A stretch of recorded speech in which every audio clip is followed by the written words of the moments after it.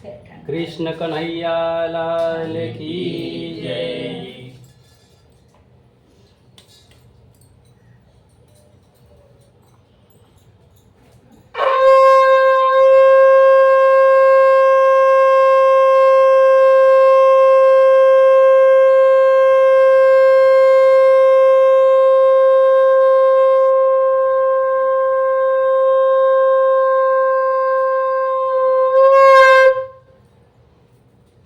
वो लगता है कि हाँ छोड़ ही दीजिएगा तो अच्छा रहेगा।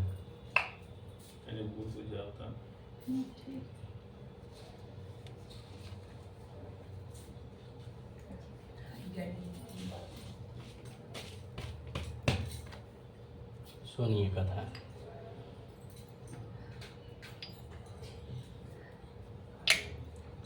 एक समय की बात है कि वेद व्यास जी कहते हैं कि नैमिषारण्य क्षेत्र में 88,000 ऋषि एकत्रित हुए थे और उन्होंने तीर्थ व्रत संपन्न करने के बाद जब वो लौटने लगे तो उनके मन में ऐसा विचार आया कि हम जब अपने क्षेत्र में जाएंगे तो नाना प्रकार के दुखिया लोग हमारे पास आएंगे अपने अपने प्रश्न को लेकर के, तो हम उनका समाधान कैसे करें।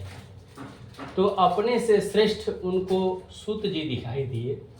तो 88,000 ऋषि एक साथ मिलकर शौनक ऋषि को आगे करते हुए सूत जी के पास पहुँचे और वहाँ जाकर के पूछते हैं, हे सूत जी, आप हमें ऐसा कोई उपाय बता दीजिए जिससे साधारण से साधारण मनुष्य का भी कल्याण हो जाए, क्योंकि इस दुनिया में कठिन परिश्रम कोई करना नहीं चाहता है, सब कोई आसान उपाय सोचता है। तो आप कोई सरल उपाय बता दीजिए जो कलयुग के मनुष्यों के लिए भी आसान हो जाए और उनका कल्याण हो जाए, क्योंकि हर प्राणी किसी न किसी व्यथा में व्यथित है, दुखी है। सूत जी ने प्रश्नों को सुन करके कहा कि हे शौनक ऋषि, आप लोगों के मन में बहुत उत्तम विचार आया है, उत्तम प्रश्न आया है, क्योंकि आमतौर पर कोई भी मनुष्य जब अपने से श्रेष्ठ लोगों के पास जाता है तो अपने लाभ के बारे में पूछता है। हमारे बेटा का नौकरी कब लग जाए, मेरा बिल्डिंग कब बन जाए, हम बहुत बड़े मालिक कैसे बन जाएं, वगैरह वगैरह।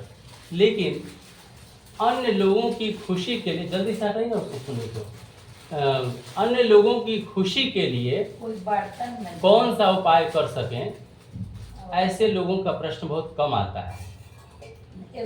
तो आपने बहुत कल्याण करने के लिए आपने प्रश्न पूछा है, इसलिए अब मुझे बहुत खुशी हो रही है इस प्रश्न का उत्तर देने में। और आज मैं आपके उस प्रश्न का उत्तर दूंगा और ऐसा उत्तर दूंगा जो सबके लिए कल्याणप्रद होगा। और मैं अपने तरह से कोई उत्तर नहीं दूंगा। ऐसा ही प्रश्न एक बार भगवान नारद ने भगवान नारायण से पूछा था और जो उत्तर भगवान नारायण ने नारद जी को दिया था, आज वही उत्तर मैं आप सभी 88,000 ऋषियों को दूंगा।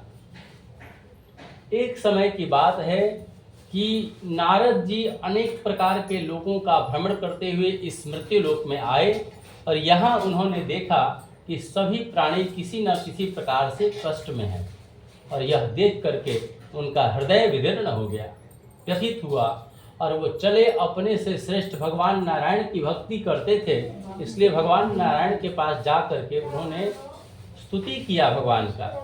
यदि किसी से कुछ जानना है, पूछना है, समझना है तो आप उनकी स्तुति कीजिए। स्तुति मतलब प्रशंसा। जब आप किसी व्यक्ति की प्रशंसा करते हैं तो उसके पास जितना सामर्थ्य है वो सब आपके लिए समर्पण कर देगा। उसी तरह से कोई भी व्यक्ति, भगवान भी के पास भी आप जाते हैं तो आप स्तुति ही करते हैं।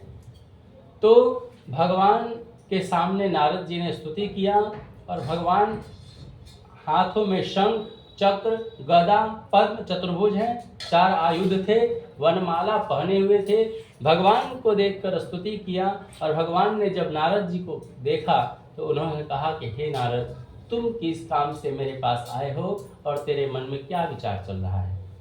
भगवान नारद ने कहा कि हे प्रभु, मैंने अनेक प्रकार के लोगों का भ्रमण किया, लेकिन सभी लोगों के लोग सुखी थे।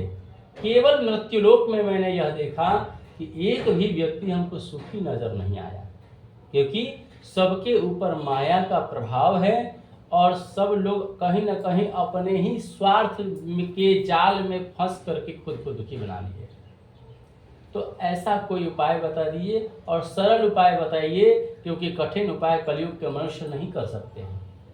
भगवान ने कहा कि तेरा प्रश्न उत्तम है, और उन्होंने जवाब दिया कि ऐसे उत्तम व्रत के बारे में आज तुमको मैं बताऊंगा जो देवताओं के लिए भी दुर्लभ है, जो देवता नहीं कर सकते, इस व्रत को केवल मनुष्य कर सकता है।